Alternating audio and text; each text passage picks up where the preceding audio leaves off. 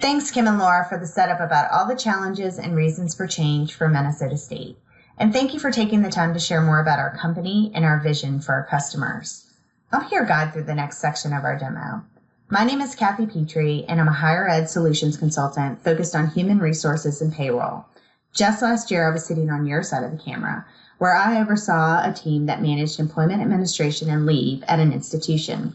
So I recognize the challenges and the needs that institutions have to minimize response times to their employees, streamline processes for their departments, and ensure their teams are focused on strategic initiatives, not duplicating efforts by having to rekey transactions or even track them down. In this next section, I will give you an overview of our Human Resources module, highlighting key features and processes built just for higher education that will streamline employment management, making it more simple, effective, and straightforward. In speaking with institutions across the globe, we've identified these shared challenges. First, a need for a holistic view of the institution. Where does it stand collectively, and how can information be obtained related to individual departments and employee types that can justify decisions administrators like yourselves must make?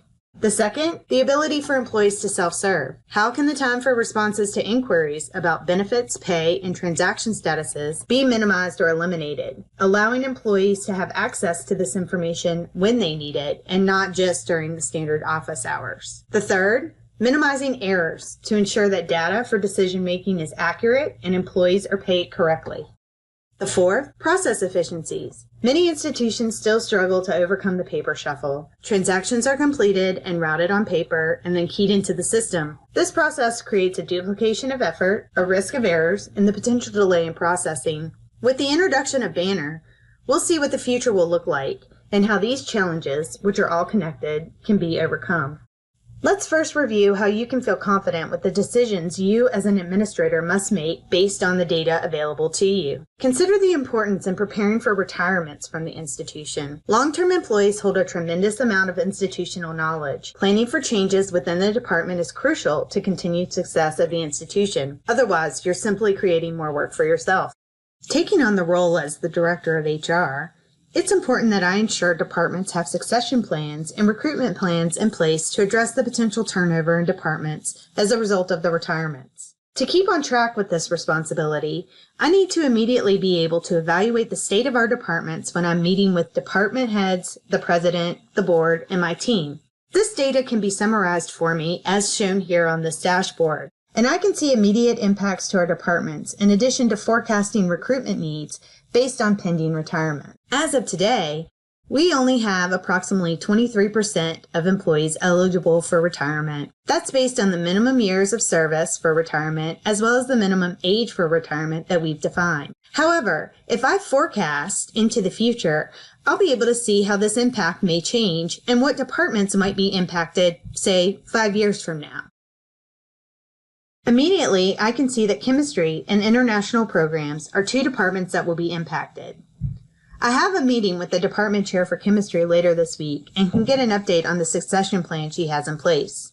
In terms of the international programs department, I met with the department's chair yesterday and know that he has a solid recruitment plan in place. I do want to review the compensation within the department to determine whether we need to reach out to the budget office to factor in additional funds for salary. By applying a filter for international programs, I can see that all of the employees are paid very well and are 90% or above range, with no one below range. Therefore, I feel confident in knowing that we don't need to inquire with the budget office for additional funds as we move forward with potential recruitment in the upcoming years. Let's transition to the role of the department head, who is responsible for chemistry. In anticipation of the meeting with the director of HR later this week, she's in the process of reviewing the status of assignments that have been provided to her team. These were put in place to ensure critical functions handled by long-term employees are documented and backups have been identified. Based on the needs of the department and the plans that have been developed, she's able to track the progress of actions, tasks, and goals that have been assigned to her department members. These could relate to development and cross-training, as well as their performance goals. The format of this information allows her to easily reference it at a glance, even if it's from her iPad while she's meeting with the director of HR. Ensuring that there was cross-training on faculty load and compensation was crucial. As you can see from the list, there have been 2 goals that are related to this. One, develop FLAC training schedule, which has been assigned to Susan Anderson and has a high priority as well as a due date of 7/10/2018. Susan's able to indicate what her progress is on this particular goal so that her department chair is able to keep abreast of where she stands with the completion of that particular assignment. Additionally, you can see that Catherine Forrest is being selected to serve as the FLAC coordinator for the department in fall 2018. Again, the progress for the goal can be identified clearly so that the department chair is able to see at a glance whether or not significant progress has been made on this based on the due dates. She can also see the status of individual employees' goals. Here, we can see that Catherine Forrest has 4 goals for the year. While they all have the same due date, she's made different amounts of progress on each goal, and that's clearly defined in this overview. If the department head wanted to, she could drill in and review additional details in regards to those goals. Tasks and targets can be identified and included within that particular goal. These will carry weight towards that particular goal so that as individuals complete each of the tasks or targets, it accounts for a percentage of the completion of the goal. As you saw, Banner provides data for administrators to use in making decisions about the needs for today and plan accordingly for the future. Progress to ensure decisions are carried out can be identified as action items or tracked as tasks and metrics for performance goals of employees. As different departments are faced with different challenges, needs, and opportunities, Banner is able to capture and report details related to individual departments. This allows leaders to be confident in their decisions for not only the institution as a whole, but for individual departments as well. Let's continue with our theme of anticipating needs by identifying how we can be more proactive in our day-to-day activities as employees at the institution. Let's consider the needs of the Director of Payroll, not limiting it solely to her responsibility of ensuring everyone is paid accurately, but considering her needs as an employee at the institution as well.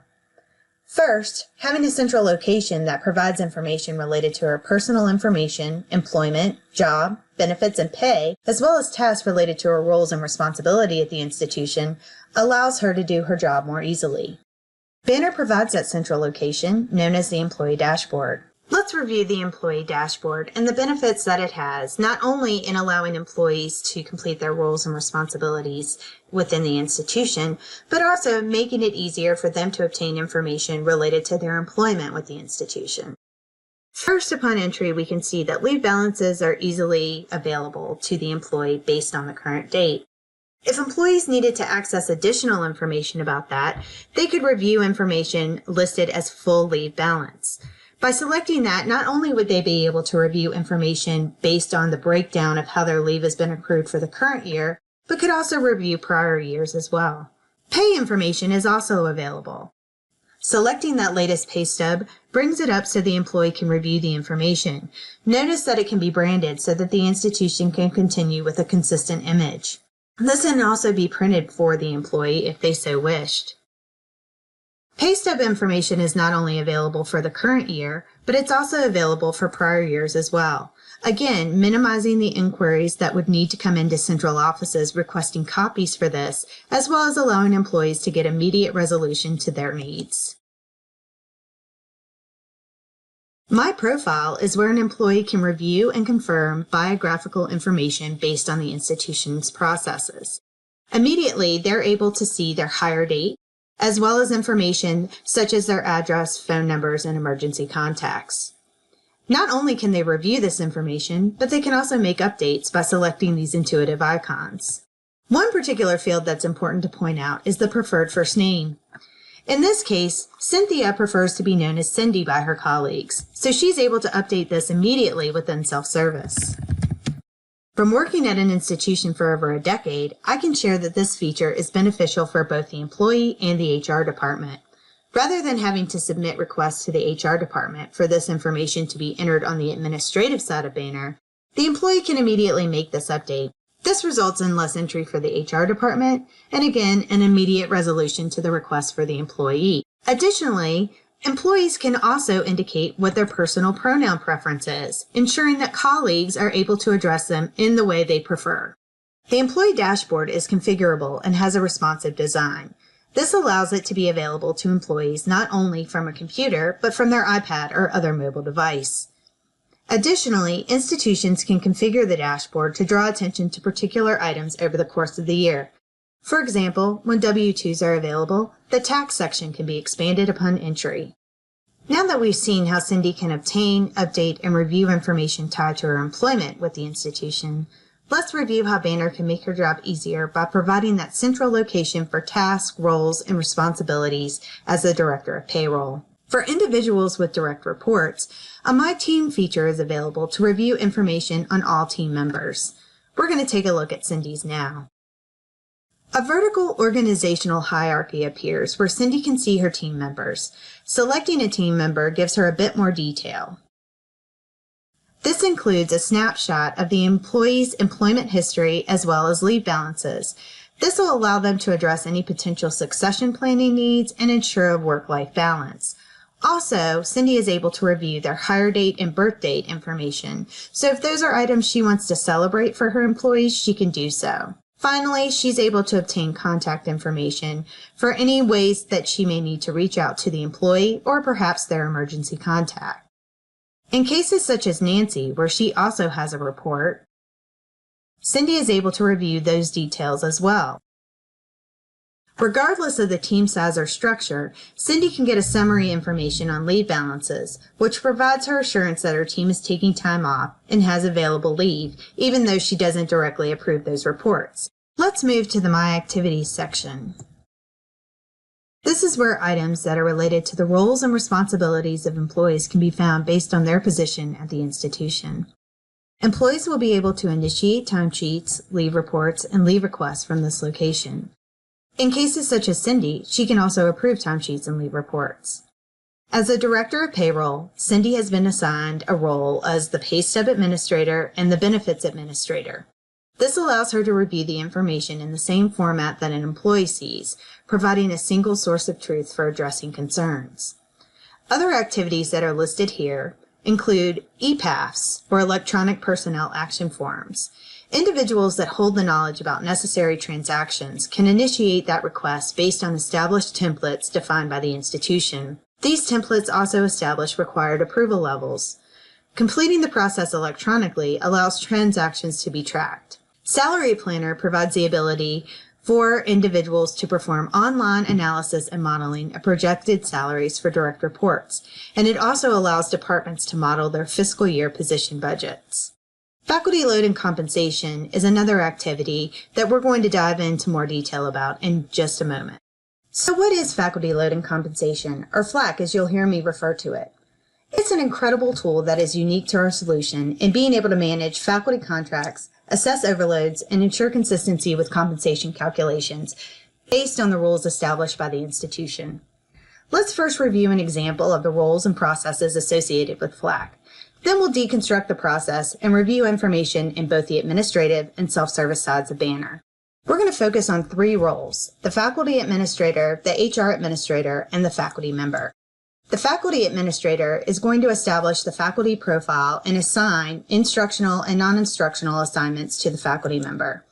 The HR administrator is going to ensure the faculty member is reflected as an employee and that position information is available in order for them to receive payment.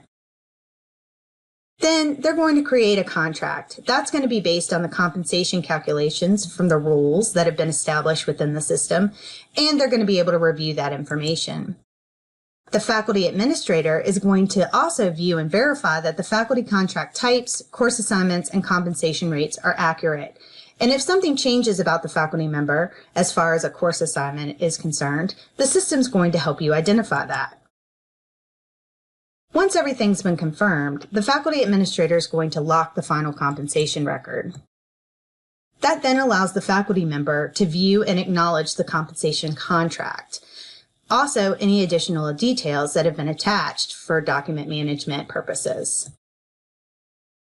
Then the job is going to be applied into Banner, therefore eliminating the need to rekey the information into the system.